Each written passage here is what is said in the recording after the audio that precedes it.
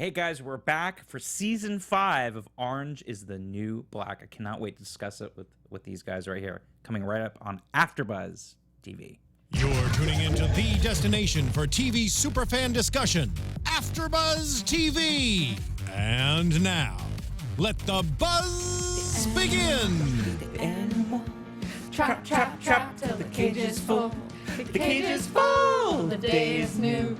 And everyone's waiting, they're waiting on you. And you've got time.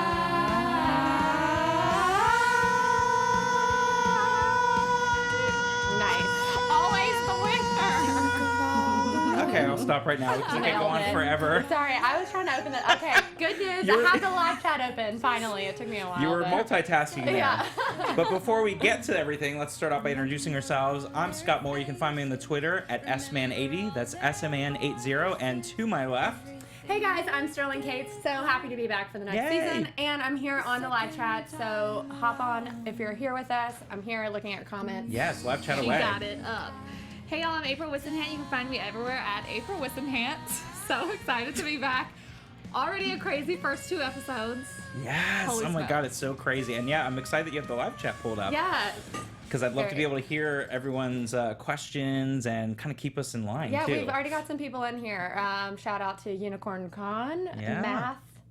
Oh wow, I can't. It's You guys Math. are like, okay, Got some Math, Ashley creative- D, TV Addict 25. What's up, guys? Remember, we only watch 2 episodes Yes. at a time. Just 2 episodes, so we only know what's happened in the first 2. Yes. And don't give away any spoilers, please. Yes. Please. Yes. But Did what do you, that Like break laugh. feel really short to you guys? I feel It like we did. just ended, but maybe it's just because the world's crazy I think right the now. world's crazy right now, and it went really fast. But It got long to me because I couldn't remember anything else that happened other than Poussey. yeah. Well, and then do you have it where you go back and you're now watching the first episode again and it's horrible to say because there's a lot of characters like, oh, I forget that person's name. Right. I'm like, who is Yeah. that? And I'm like writing down notes and I'm Right. thinking, oh wait, that's so and so, and I have to go back and figure out who it is. So that happens to me after that break. It was just long enough. For this season in particular, I feel like as soon as we jumped right back in with Yeah. Daya holding the gun, I was like, oh, okay, I'm in it. I'm Yeah. like Yeah. right where we left off. I'm so happy that that's how they did it, starting off like right there. Right that it where wasn't they- like a jump where we eventually figure it out because I don't think I could have handled. No, any more stress. I totally agree with that. I thought it was really great move to and that's how I think we even discussed this at the end of last season, is that they left it at the point that we had expected they were going to start and pick up right where they left off. Right. Yeah. Have they done that in any previous seasons? Because I'm trying to even think if they've ever employed that tactic before. I feel like maybe what's- the chat room can the chat can room for remind sure let us, us know, or they can research for us. particularly with the first episode, I kind of liked that they didn't have any of the background stories or whatever, and it was all dedicated to just the current chaos that's Yeah. going on in the prison. But at the same time, I kind of missed those background stories because Yeah. that kind of chops it up a little more. And obviously, Right. in episode 2, we get Frieda, so Right. Yeah. that kind of got me back in the Yeah. Swing of things. Yeah, it, no, but I thought it was a really interesting first episode because, like you said, they picked up right where they left off. It was all in the here and now. There was no flashbacks. There was no focus on anything going on from the past, and it's a different kind of direction for the show because we haven't seen a situation like this before. What were your overall thoughts? As it comes back of season 1 for the first 2 episodes, really. Okay, can I be honest for just a second? I'm gonna let you go. I'm really hoping that it gets a little bit better after these 2 episodes. I mean, I'm a diehard fan of this show, so please don't roast me in the comments right now. Right. But I feel like I just am so, because I want to be rooting for them, Yeah. for obviously the prisoners, because they've endured so much in the jail. But then I'm also like, how is this going to end? Because right now, it doesn't seem like this whole riot and this whole takeover can end well. Yeah. There's like no, for me, I don't see like a good way out of this. So I don't know. I'm a little like, I'm ready for the next episodes for sure. I just like, Yeah. it started a little slow for me, to be honest, despite the chaos, because Right. it's like a lot of the chaos.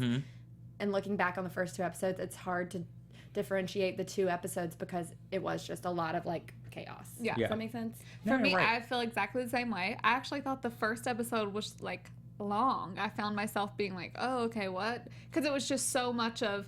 I mean, obviously they're trying to show us what each of our like favorite characters are doing during this whole thing because they're not all together. But I was just like, okay. And so I enjoyed the second episode, like kind of getting back to more of what Orange is the New Black is, a little more than the first. But I get why they did that, and I was surprised that I found myself being like, okay, this feels a little long, but I'm sure it's gonna get way better. Well, and somebody had asked me the other day, you know, what do you think of the season so far? And I said the same kind of thing that we're saying here, is that we've only seen the first 2 episodes. But that I was sort of reserving judgment. And again, as a diehard fan who's actually done this panel since season 1, episode 1, from the very beginning, it was the same thing. It's like, well, I like it. It's a little bit different, the Riot, but it's hard to know what direction it's going to go in. And as somebody that's only seen the first 2 episodes, I guess the exciting part to me is like, I have no idea where they're going to now take the show this season. Per usual with the show, really. Right. Yeah. But this in particular, I was kind of like, okay, like, how is it going to start to pan out as we move along? Because, you know, there was a lot of build up with last season, and it was, you know, there was just that great payoff towards the end. And of course, you know, the character losing a vital character. Right. So you start to wonder, like, what direction are they go in this season, and how long are they going to carry this Riot over? And like you said, Sterling, like, I don't know how that's going to end in a positive way for them, and how's that going to all shake out? So it's like, okay. How could it end in a positive way? We've got Dinora, and there was one other person that say the episodes get better. The season definitely gets better. TV Act 25. Not that it didn't. Not that it's not good already. It's just like need a little. Well, it's just kind of knowing where it's going to go, because the first 2 episodes were very set on the whole Riot, and now where's it going to go as we move into episode 3? But to start with episode 1, the Riot FOMO. Again, which we talked about, I love that it picked up right where it left off. I thought that was a brilliant move. I love when shows do that, because then there's no gap in time. You know exactly where you are. It brings you right back to that moment, because it was such a powerful last 2 episodes really of last season.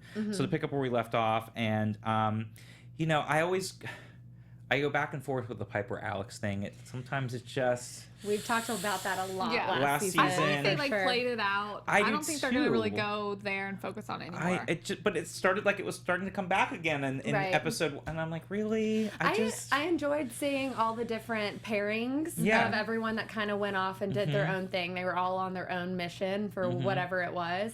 And I mean, honestly, in the first episode, I didn't even really notice Piper and Alex compared to the other storylines. Right, because again, the other ones are, and we've talked about this too, is like just the strength of the other characters, and the acting and everything is so brilliant that you don't need Piper as that main character anymore. And that was the brilliance of the writing, is to move it from where it was all about her in the first season, really the first 2, but then it started to shift back to where it's like, okay, now we have all these different kind of factions and different groups of really talented women that can stand alone and do their own stuff and have their own storylines, to where now it is a true ensemble cast, and it's not just Piper and her story, which of course we needed for the first couple seasons to get into that world, and we had to focus on a central character to bring us there. But it's just like, man, but just the back and forth of their relationship drives me nuts at this point. It's like, once, is she, are they not, what are they doing? I totally get that. But for once, she's like staying out of the drama that's going on. Yes. I mean, Alex is kind of making her stay out of the drama for right now, because she wants to stay under the radar. Because and she even said, she's like, you have like, what, 4 months left of your sentence, like, just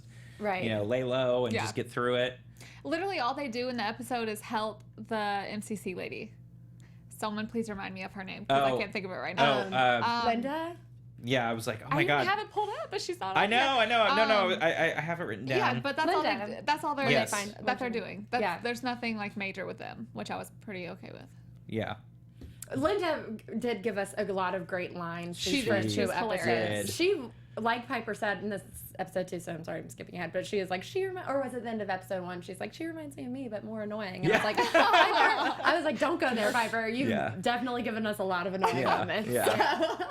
Don't flatter yourself too much. So back at the central part there of the I guess the epicenter of where the riot began. You know, Daya has the gun, and she first shoots at the ceiling as kind of like a warning shot.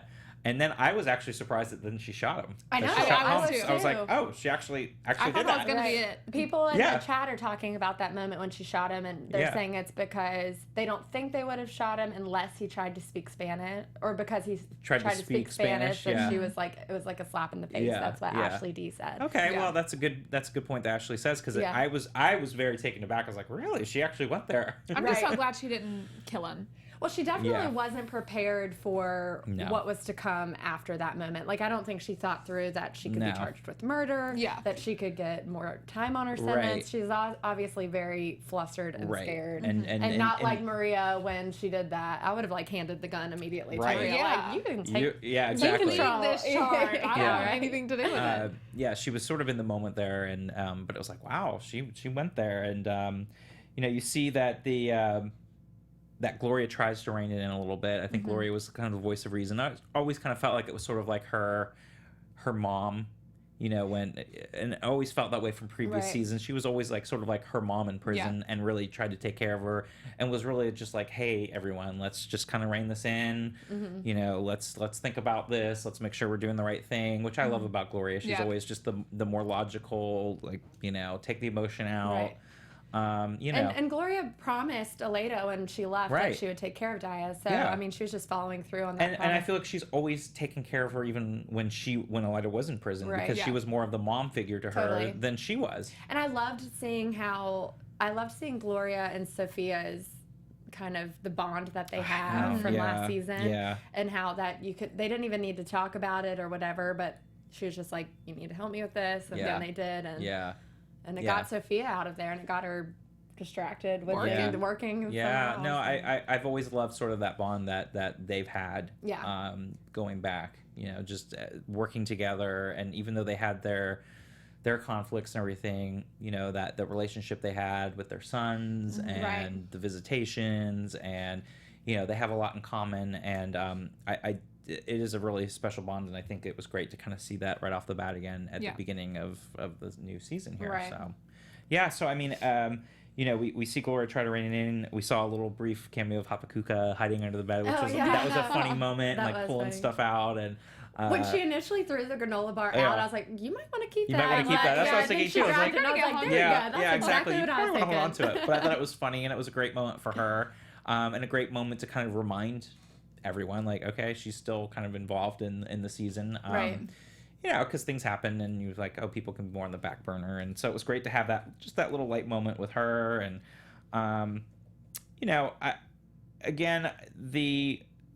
the whole moment after when I was gonna say, before I get to that, with Boo and and Pennsatucky. That's where I would be. Commissary. That is the best place to be, right? Exactly. Yeah. You got all the food. You had all the supplies you need. Right. And you can hold that as leverage over other people if they need something. Yeah, it was actually the most brilliant place to be, and you're kind of safe back there. You're locked back behind there. So except for when Coates comes along, I'm still a little on edge about where he is. Oh, I know. And that's just a whole creepy thing too. Wait, didn't we'll they have to talk him? about that later.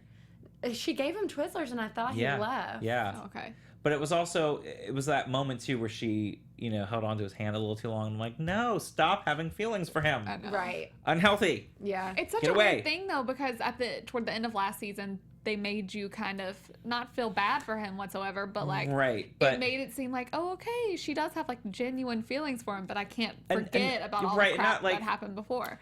But I know what you're saying, like, not in the sense to make him feel bad, but in a way, or made us feel like, oh, we understand maybe where that came from. Like, it was a weird way they kind of made you feel almost sympathetic to him, and that he wasn't doing it out of a nefarious or a bad place, although it was still wrong. But it was weird the way they did try to twist that around to make you feel like, oh, yeah, he did this, but not for the wrong reasons. To like reason with him, he or raped whatever. for the right reasons, I don't know. And then the fact that she still has these feelings towards him too, and then you just see that in that moment. You're like, ooh, no. Well, I mean, prison isn't the place to get the best emotional support, so I guess, I'm honestly surprised Boo didn't say anything more. She didn't really address the whole Coates thing anyway, but I mean, she definitely had her usual one-liners that we all love, but she didn't. Yeah, the have fun storming the castle. Right.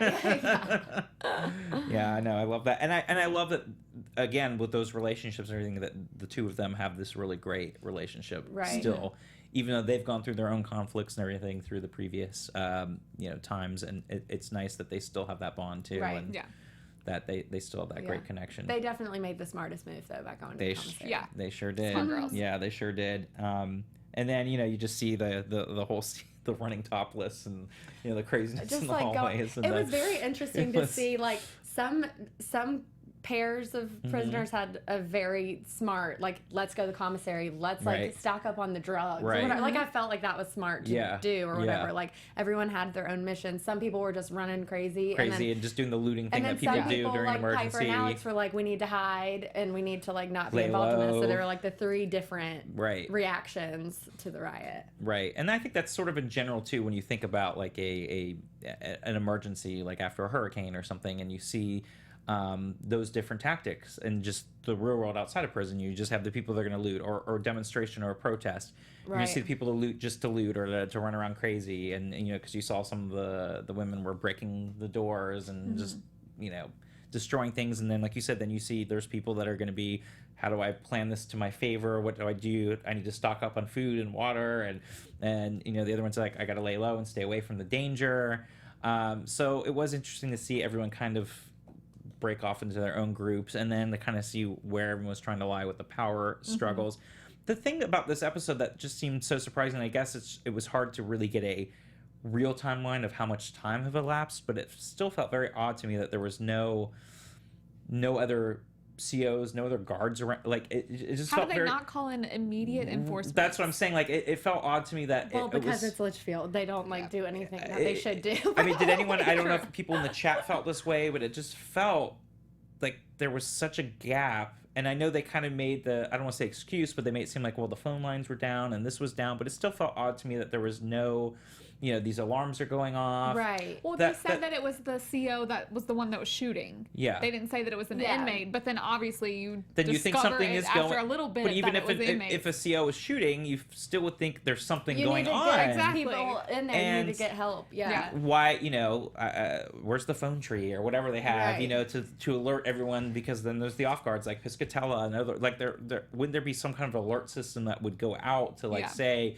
There's an emergency at the prison, even if it was a false alarm. So that was the only thing that kind of threw me off a little bit on the first episode, and I'm not sure if it was, maybe the time elapse was real time, and it really wasn't that much time had gone by, but it just felt odd to me that there was no other... Because isn't Max just down the street? Right. It definitely felt odd to me, mainly because I'm not exactly sure of the exact outline or how the prison is set up because Tasty and those girls went to Caputo's office which felt like it wasn't exactly attached to where everyone else was because it was super spread out, and by that point who was it that was locking up all the doors? Flores. Yes, Flores. So I feel like there was definitely ways out and definitely ways in, and there weren't enough people nobody was around. And nobody was escaping. The numbers seemed weird. Yeah. That's I would have escaped right away. My first thing. Right. Like that's why I found some of that odd. That I just didn't feel like the timeline matched up, and where was the why was there such a delay for the help to get the prison back under control in that time period, and why people weren't. And I really didn't understand why Flores was locking up everything. Was that so that they could take control?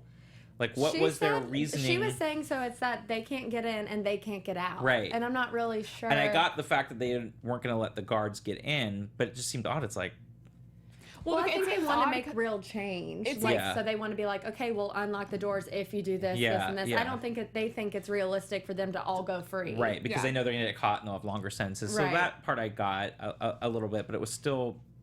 That was the only thing that kind of threw me for that particular episode was just that delay and sort of the way they were thinking at that moment. Yeah. Right. And that whole let's go crazy, I think Red had the best idea of them all. Or she had the most typical Red response. She's like, let me break into Piscatella's office and get some dirt on him. Or get the stuff that he took from me. Hilarious. Because she's smart. She knows she's not going to get out. She knows all these other people are going crazy and she's not going to be involved. But I mean, those pictures that she found of him. Oh my God! And were then a amazing. whole little one-line comment, kind of went back and forth with the Poles, and then the Russian comment, and she's like, I don't like the Poles, and she's like, me neither, but they have good maxims. Yeah. Like it was just like these lines, and and then the whole Russian thing later. But I love that. It's like, take all these things and blackmail them, and then print out these pictures. Hang them up on the wall. Like they're gonna embarrass him when he's not even there. First I of all, know. so I felt like an odd thing to spend her time doing. Right. Of all the things she could have been doing, but it also felt very red. It's like very you were saying, red. April. She loves very, like very revenge. red. She wants. That's just, I don't know. Yeah, it was a very red thing to do, but it was just very funny. It was like, okay, this is how you're gonna spend your time. Everyone else is like making calls, like squatting productive calls. things. Yeah. And she's like, ooh, let me find these pictures. Yeah. April, you said something earlier that I wanted to mention before I forgot because I just did a second ago. I was like, wait, I gotta say this. Yeah. When you were talking about how everyone thought that the cop was going on the shooting spree, Yeah. but then throughout the whole episode, they kept making references to the mass shootings that have actually happened, and it was just so crazy to me because every time they said it, like they said Sandy Hook and they said Charleston and they said San Bernardino and all these things, and I was just like, oh my God, there have really been that So many. Mm-hmm. It was just such a disturbing and like kind of a moment where I was just like, wow, like I know that this is like a show and we're trying to. It was just like crazy escapism, that entertainment. that has become real life and like just something that just happens so often that they're like can make references offhand about it. Right, and every and single one was different. And I've always thought that the good thing about the show, even though it's entertainment and everything, but it really has brought to light a lot of the issues that you have in a prison that most people don't think about or most people choose to ignore because it doesn't affect them.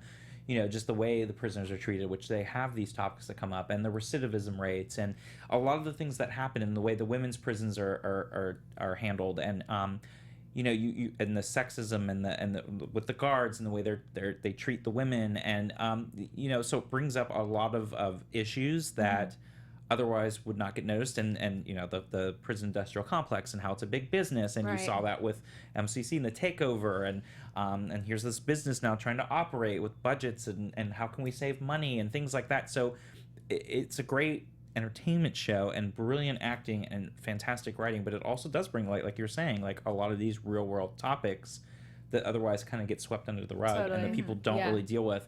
And I also it was interesting kind of bring to light those shootings that brought it sort of made the show a little bit more real too. Right. Because a lot of times they sort of act on their own plane and their own reality that's separate from the real world because they're not talking about current events or things like that because they're in that prison. So it was interesting that I felt that they had that because I don't recall them really doing that in the past. Have they too much like to where not anything specific. to bringing the real world into this world, to the Litchfield world. When you think about so them making references to all the mass shootings and all of these things that are happening, and they probably interact with people who have maybe committed crimes similar. It's really hard to say, especially in a show that's made up, but exactly. But then you on the other side of that, in a more trivial way, you have the people when Tasty and Cindy and them were trying to figure out how to upload a video. They were what do we do? Put it on MySpace? And they're like, oh, I heard Snapchat's all the rage, having no idea what it is. Right. You know what I mean? So it's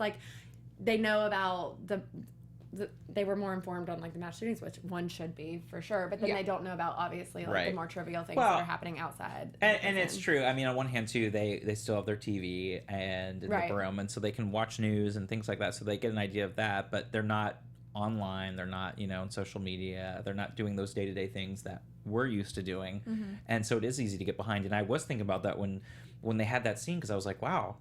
Even now, when you think about, and I always say the kids because it makes me sound like I'm 100 years old, but when you think about, but when I think about, teenagers and people that are younger, I know there's the next generation, the thing behind Snapchat, but you start thinking yes, there are these things, and if I was just living under a rock or went to an isolated island for a year or something, you come back, you're like, oh, what did I miss? I mean, you might hear the news or whatever, but as far as keeping up with social media, if you didn't have a phone and you weren't on social media, but you were maybe still got the newspaper or whatever. Right. Like you could still kind of know what's going on in the world, but you're not involved with that. It would be easy for things like that to fly right by you because of the fast changing technology. So I thought that was another good thing that they brought up, which is very true. Yeah. And along those same lines, the chat right now, everyone's talking about the timeline of the show. Yeah. I'd love to know what their thoughts are on that. Yeah, so some people are saying that it's set in 2013. Some are saying it's present day. Oh, so, that's interesting. A couple years earlier. So basically saying that, like, people are confused about the timeline of the show is what it seems like, because they don't know if it's current day, because if it's current day, then they shouldn't know about all these mass shootings. Right. And all of, like, the Snapchats and the whatever. But I felt like it was current day, but I was wondering, like, the actual, you know, what is the timeline, too, for the episode? You know, when you think about episode 1, too, like, how much time had elapsed during that period? Are we in real time? Is there a break? You know, you assume it's, like, real time, but it also felt like, is it a whole day passed? Yeah, had it been a couple of hours? Like, where are we at with that? Because that was the only thing I felt like that the duration of having no authority around felt very long. Right. It seems like it's just a few hours at this point. Because it's still daylight outside. Right, yeah. So I figured that too, but it still felt long. Yeah. Even when you think about how quick... Because they were showing the individual parts. It's like those things were all happening at the same time, but they showed us the individual things, of course. Yeah, so it's like maybe it wasn't, maybe it was like... I feel like in general, the timeline, whether it's what year we're in or like how much time has passed in a particular episode, it's a little unclear because you don't really know like how long people's sentences are. And then, I mean, we've gone through pregnancies in the show. We've gone through like whatever. People are saying Piper only has a couple months left. Yeah. Judy's already done her sentence. You know what I mean? So it's hard to say like what year we're in. Right. Well, especially when like you're and also like you said, how much time has passed, because when you're watching a show that is set up in a binge fashion, it's like, well, how much time is going on, you know? So Lindsay Pierre-Lewis says Piper is serving a 15-month sentence, and she has 3 months left. A few months left. Yeah. I mean, Daya's already had a baby. Didn't Piper's sentence get extended? No, did I just make that up? No, I'm thinking of Piper's did originally like a couple seasons ago. Yes, it got extended. So it feels like she's pretty close, but they said 4 months, so it'll be interesting to see how much. Yeah. Well, I feel like when I watch it though, I just kind of let that stuff slide. I don't really try to dwell too much I don't on either. like what the exact timing is. No, I don't think about that in detail, but in this particular first episode, in that minute by minute, I was trying to wonder, because it felt long, to not have anyone come and like check on them or like to figure it out. The alarm's going off and police aren't coming in from the town or something. But April, you brought up a good point about the fact that all these individual situations were happening at the same time, but we had to see it separately, obviously, and so that kind of shrinks the timeline a little bit for the actual episode. That's just one of the, I don't want to say my favorite, but like super gross parts. Not when he got shot. Probably. Math P. Hanan says, "Oh, in the period blood scene." That was her trying to get into loose check. I wanted to die. Okay, a little bit. Smart, I was quick thinking, but disgusting. Gross. I mean, they're resourceful, but I was. They just went there. Also, holy crap! I was just gonna go there. Full on. Yes. Peen. Bloody penis. Like. I was just going to that because I was like, so going back, but basically saying what we were going to, or we were talking about how Gloria was helping out and brought Humps to Sophia because, you know, she's a former firefighter, so she's got some medical training, and they bring it, and then they show the full on like bloody penis. I was like, oh. I rewound it because I was like, no, they did not. Netflix just went full frontal. Full frontal. Yeah. They went there. They went there. They went there. Yeah. Yeah. All right, Netflix. I know. They went there in episode 1. Stitching it up. It was a little too much for me. Yeah, it was too. It was literally chill went up my spine. Yeah, just now. I was like, oof, but the you know, that. Everyone was like, frontal. That was so nasty. That's so funny. We're right there with you. Yeah, guys. But I was the penis or the period blood. Yeah, we need clarification. Either one. Either one for the first episode. But I was like, hey, you went there. I was impressed though. Right. Yay, Netflix, you get some points for that. Mm-hmm. Will we see any more penis shots throughout the season that are less bloody? Probably. I support that. Less bloody ones. But yeah, and I love, you know, again, like we were talking about with Tasty confronting Caputo, and what is the boss's name? It's not Jake, Josh. Yeah, I think Jake is his name in real life. The PR guy. Yeah, Josh. The corporate guy. Yeah. Not really his boss, but like the corporate guy that's come in. So I always feel like they have to be on their best behavior. he cracked me up too in this episode. His part was one of my favorites. Whenever he started, Caputo was like, "Why are you helping them?" And he's like, "This works for MCC either way. I don't care. So let me get him some views." Yeah, because that's what it's all about at this point.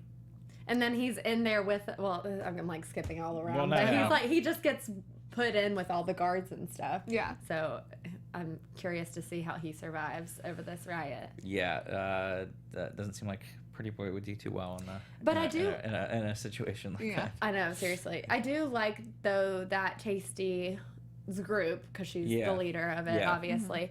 But I like that they, like, had this mission, you know what, we're going to clear P's name, like, let everyone know that she was murdered by Bailey and that it was wrong and you tried to cover up. So I really appreciated that they were trying, their mission wasn't selfish, but it was kind of what the whole point of this riot was about. Right. Like, they were actually trying to make a point and make a difference. And but make then a Maria difference. just went yeah. Right. And I love Tasty so much, and again you see it in this episode and again in episode 2 of just how passionate and how smart she is, and wanting to do the right thing. Like, she's just so, it's like she's so smart and so like caring and passionate, and it kind of broke my heart a little bit too when, and I can't remember if that was episode 2 or not, if I'm jumping around, you know, when they're trying to get, and I think it was episode 2, when they're trying to make it viral, right? And it doesn't really work. And the latte. And they're talking about, oh, black lattes matter, and then you see that, and it's true with social media. We see it just that gets all back the time. where it gets to silly things, and people are now debating the stupidest things, and then she brings it right back. I was like, that's not the point, and you know, she's just so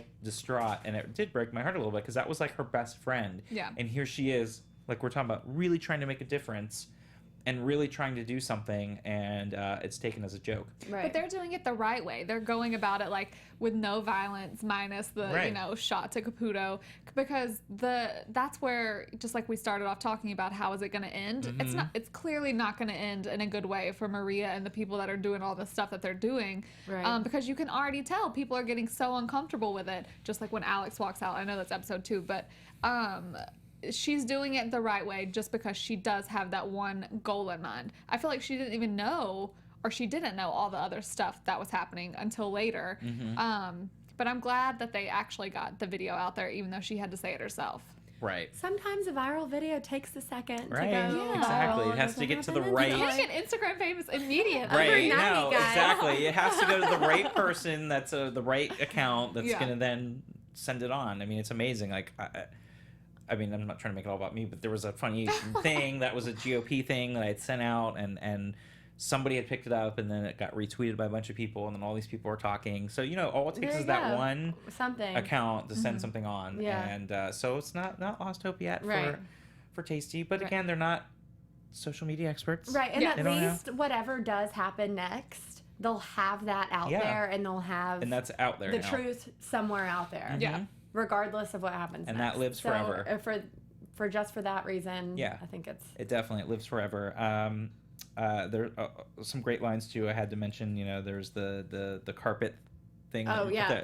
Like some Boo says, you know, and Pensatucky's like, it's soft, you don't get splinters. And Boo's like, I have no idea what she was talking about. She has no idea. And then Boo's like, yeah, you can munch it. And I was like, oh my god, this is too much. She went there. My favorite line, that was like, it was super quick, but actually just I had to rewind it because I got distracted with something and I rewound it anyway. But Morello quickly says, it's like a party but terrifying. It's like a party but terrifying. And I was like, that too. is like the best way to describe what's happening for them. Here's a riot and everyone's going crazy and they're having, you know, some of them are kind of having more fun I think than others, but yeah, she's exactly right. It's a party but terrifying. But she says it so fast, like I know. I had to watch it too. I always have to put the closed captioning on just so in case I miss anything. But also so many people are talking at the same time, so it's important. I always have to rewind in that one, and I caught, but there was a lot of them I had to like rewind and try to get it again because these one-liners are so fast. But they're so good. You like That's turn your head and you miss. It's just the writing is great, and the way they encapsulate each character's unique. Because sometimes you get writing, and you'll hear two different characters basically say the same thing, and you're like, okay, well, they're two different characters. They wouldn't actually say it the same exact way. Yeah. That always drives me nuts. But this show, they're so good with that because they really get the characters' voices down and their unique backgrounds, and I love that. But yes, I love that line. I loved sort of the interaction with Judy King and So. Yeah. Oh yeah. Which was poor really interesting because So-So. she's in a very bad place, and then you still see Judy King just being like that celebrity type person, which is all She's about supposed to be her. out, Right? And she's Her supposed hubby to, and her lover and her are lover waiting are going to outside. pick her up. Yeah, and it was just, it was funny, but it's like all of her stuff too. Like she's got great lines too that I love. Were there any other lines that you guys liked in particular? The party one that was like the one I wrote down. Mine is a weird one. It's not necessarily it's not necessarily a line, but it's when, first of all, how like great karmic retribution is it that Humps ends up in the hospital between Suzanne and Maureen. Maureen.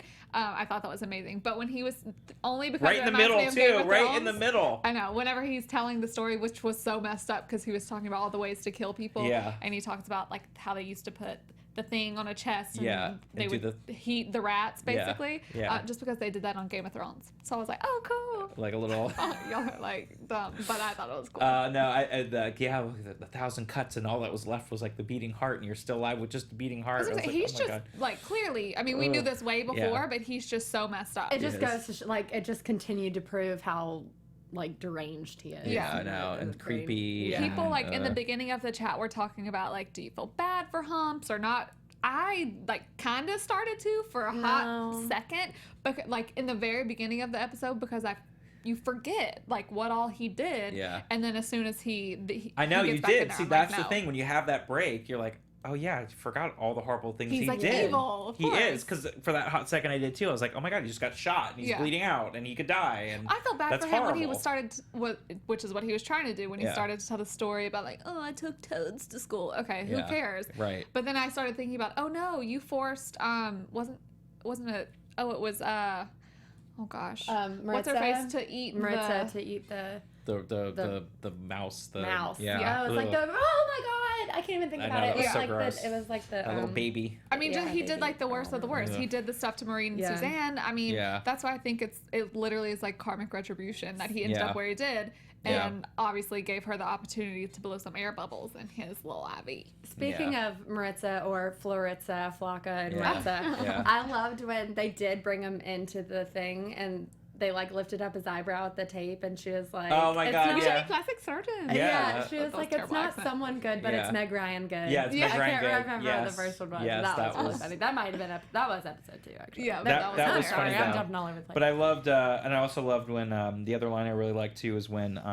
they're going after Linda's shoes and the dress. Yeah. And, yeah. and her blazer and they're like, hey, like give us the blazer, and I loved She's like, it goes with the outfit. I know, and I love that Piper's like, no, it's boxy, give it up. That's right. Yeah, it Typical doesn't, It's it boxy, doesn't show off your no. waist or Yeah, whatever it's she boxy, said. give it up, and I just love that. And then I took loved the what- shoe. I loved what the other girl though was like. She was like when she wanted the heel, she was like Yeah. not to wear though because they like are Yeah. against women or Yeah. whatever Yeah. her Yeah. quote was. I didn't write it down, but yeah, that was funny. There was some good because that whole scene with her outfit and stuff cracked me up. Yeah, and of course that's like all she cared about at the Right, moment. exactly. Got my shoes. She is like Piper, Yeah. but No, that's annoying to me. but she's like Piper because she's all in that Oh, moment. she 'Cause was she was just there for meetings, so hasn't been in prison. So for her, it was all about the outfit, and she's like, "Oh, those are my shoes," and Right. So I got where she was coming from because she was like the Piper was when she first Yeah. sort of that Right. upscale, and sort of like Figaro was when Fig used to walk around with her. Not Right. Demi Moore. Oh, that, yes. Oh, not Demi Moore. Yes, but that's it's it. Meg Thank you. Ryan. Yeah, that was Thank good. you, chat. And then any other- later, she was still like confused about, is this really what prison's like? It reminds me of Rush and like Yeah. all this stuff. Like, what did you do? But she only I said that said- whenever they were like digging in each other's butts. I'm Yeah. like, wow, what did y'all do at Rush? I know, right? Exactly. Like, what rush were you involved with? Because Right. it's not like the usual one. That's funny. Most people think about. Not for females, anyway. Right. Exactly. Yeah. Let's see. We have a couple more things to get to because I want to definitely focus on episode 2. Yeah. Are there any other things you want to mention about 1 besides all that and the different factions and what was going on with everybody before we get to that final scene, which I loved at the end of episode 1? No, should we just talk about And Nikki with the drugs and the girls Right, that are yeah, wanting yeah. their drugs and just making sure we covered everything and Yeah, I think we've got everything. I mean, we did So and Judy and Morello, Nikki, and we can obviously get into all of that. All that a little bit more in episode 2. Yeah. But, you know, that end, what did you think of that end scene? You know, we have Diet in there.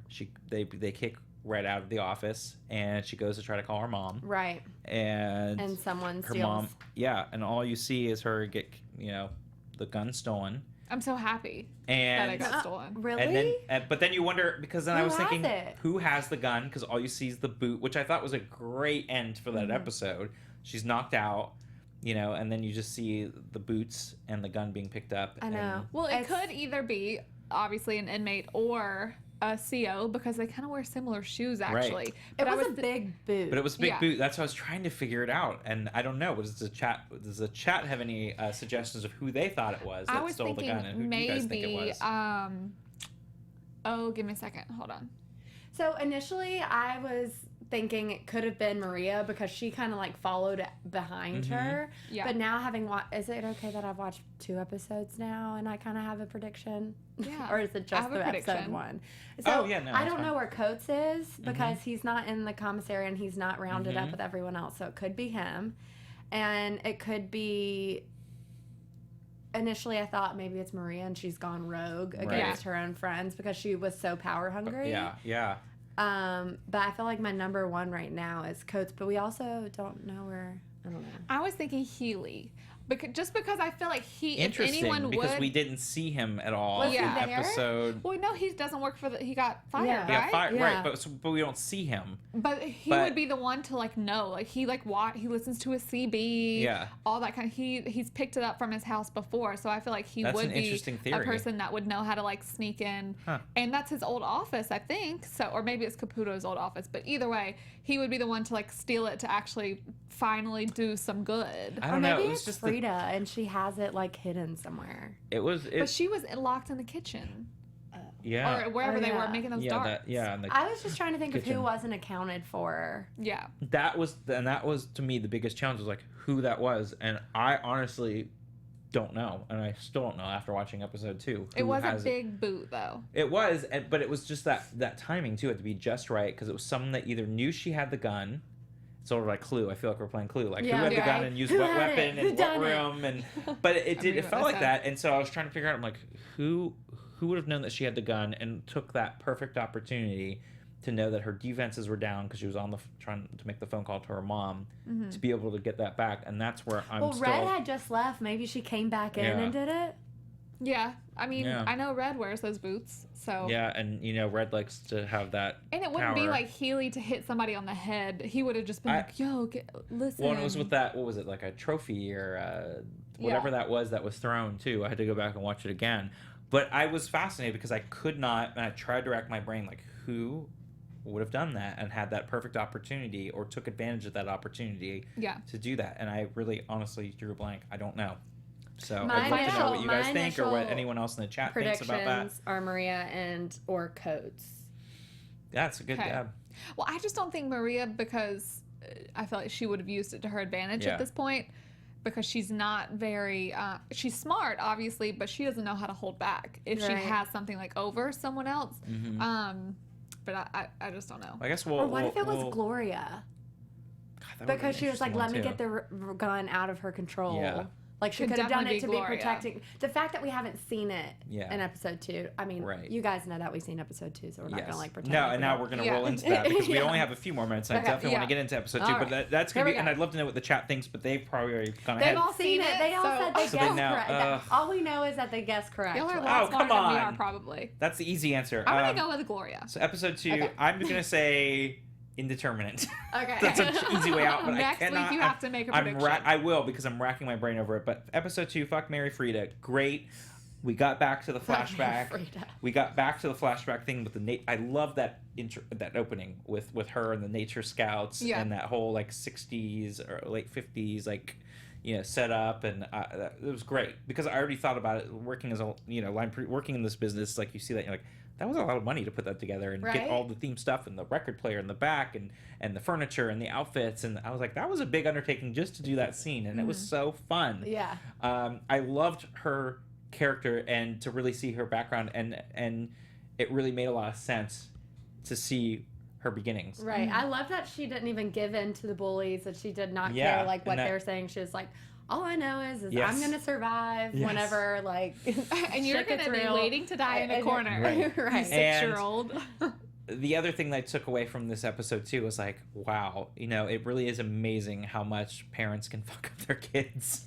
Like, with whatever issues they have, because sometimes you think like, yes, there's a chance that people are going to be messed up because they have whatever, but when you see that parents can really influence and affect children's behavior well into adulthood, nature versus nurture, you see that and you're like, wow, because that dad was a paranoid, you know, and it was a conspiracy theorist that was, you know, trying to do whatever he could for his, because that whole scene too when they were out camping and that later flashback was like, oh my god, and like who who's gonna leave their daughter out there, their young child out in the woods by themselves, and then times her when she comes back, and I was like, oh my god, that's so sick. The whole time I thought maybe he was like in the background watching her, like to see if she would survive, and then like he would intervene. And it was so creepy, and I thought, oh my god. I honestly, before I realized what was going on and that he was testing her, and he was like, all right, I'm gonna leave you out here and figure out a way back. When they were sitting around the campfire, I was like, this is making me feel really uncomfortable. I like got weird feelings. Well, and she then was the next gonna be like morning when she got up, like I didn't know if she was, I know. Like, it was I weird. Thought he was leaving it was her. Very creepy. And then that next morning when he had just left the stuff there, I was like, that's really creepy too. I was like, what does that even mean? I actually thought he was leaving her like for good. Yeah. Right. Like, he's like, okay, you're on your own. Okay, we talked about this. Now you're really on your own. It was very creepy. And then he's like, kiss your mommy, and the picture frame, and that whole thing was bizarre. And then, you know, fast forwarding, since we don't have a lot of time, and talking about, you know, where you see her later towards the end of that episode, and she has her own her own bunker. I was like, what the fuck? In the prison. All of that worked out. Like all of his survival. I know. Teachings, I was totally like, I was blown away. I was like, what? WTF? And then she had all that stuff stored there, and it had this entire setup.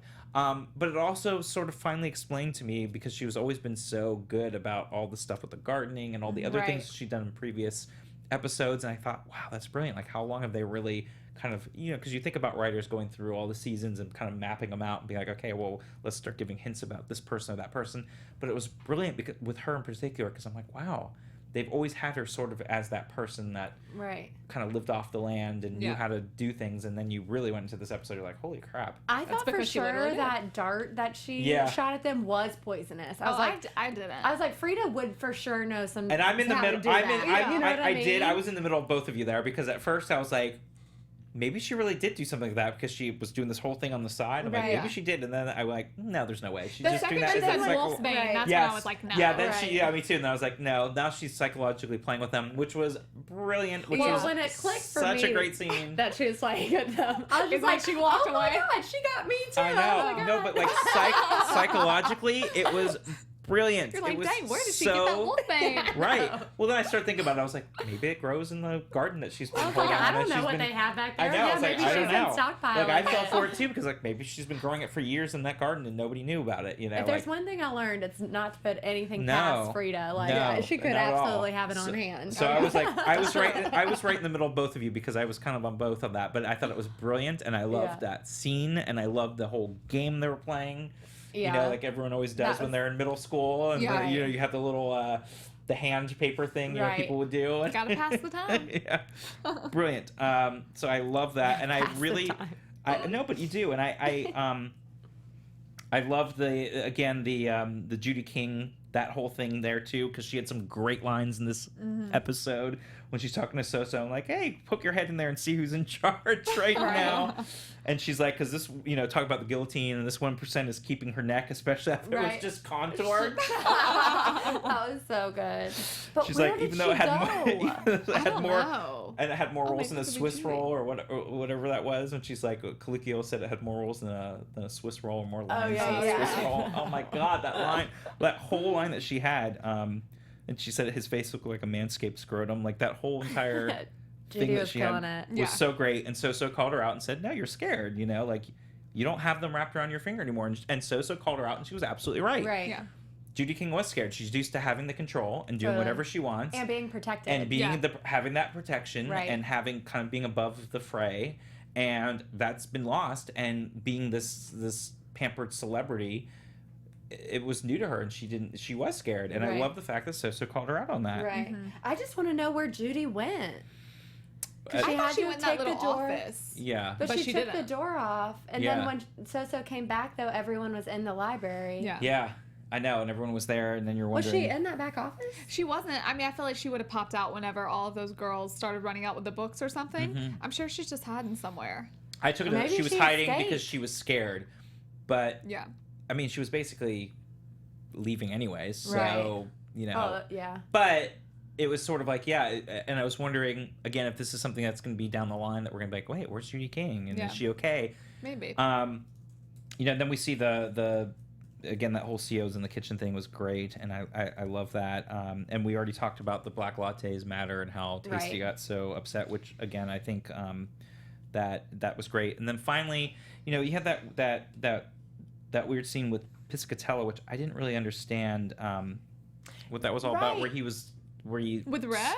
Where he was at the bar and he saw the video, and he's like, I knew it, and I was trying to figure out what he meant by that. Like, maybe he knew that they were gonna overtake it, and he wasn't there to keep control. The part I was confused about is when he did come back to Litchfield, and then there's something that happened when he put his hand up and the tattoo or whatever. And Red was like, Red got an idea or got something. Yeah. I'm not sure. Maybe it's something that she saw like in his office in reference to that. Oh, maybe. I don't know, but because it wasn't any like swastika or something. Right. Like that. I paused it and I was like, I did don't too, get it. and I didn't understand that point, and I knew he wasn't gonna be embarrassed by it because obviously those are his pictures, and he felt very proud of them, and he even said that, and he's like, I have 20/20 vision, and that's awesome, and he's like, and I only see awesome. That line is so bad. The one moment I like Piscatella is when he's proud of his cat sweaters and his photography. Yeah, so it was like I knew like Red was going up the wrong path with that because he doesn't care. But then she obviously she felt satisfied whenever she had that moment of realization, whatever it was. Yeah. I just don't know. I loved her line on that one too. Is when he's taping up the pictures and she doesn't care, and then she goes and says, "We don't have proverbs in Russia, just vodka and misery." Oh wait, that is a proverb. Like kind of going back with episode 1 with the Poles and their maxims. It was just her whole delivery and stuff was really, really funny. Our friend Steven in the chat says that tattoo will be explained. I promise it will make sense. Really? Can't wait to find out. Bless. But I love that it was just sort of that little. It was quick, and you really had to watch it, and I still didn't understand it, and I thought, and I do think about them like, is it going to be revealed later? What's going to happen? Yeah. And I will get to it, I guess, at the very end here when we get to sort of more of the predictions and everything. But, you know, we had everyone go into the chapel, and sort of now they're trying to take charge, and Maria's trying to really take charge, like Litchfield 2.0, and you know, now they're trying to embarrass the COs. She reminded me of Tony Robbins. She's like, phones for everyone. That was like an Oprah moment. Oh, that was like, hilarious. You get a phone. Yeah. That might have been the first episode. Yeah. But again, no, that was that one. That was when they're out there. One. But again, I love the fact that Gloria tries to be the one with reason again. She's like, let's take a step back. Let's work together. Mm-hmm. Let's find a way to, you know, figure everything out before we just go off all crazy. Let's get like a cohesive plan together. Right. We can't just be and going have around everyone work together and not have all these different factions, which I thought again was brilliant and smart. Yeah. And the reasonable one. What else do we have? We had Humps and Suzanne back, you know, medical, which this was the thing too, which I wanted to ask you guys when you saw that whole thing where Humps basically has that seizure or stroke or whatever the male nurse was talking about later, and Maureen was talking about how she distracted and put the bubbles, the oxygen bubbles, in the IV. Yeah.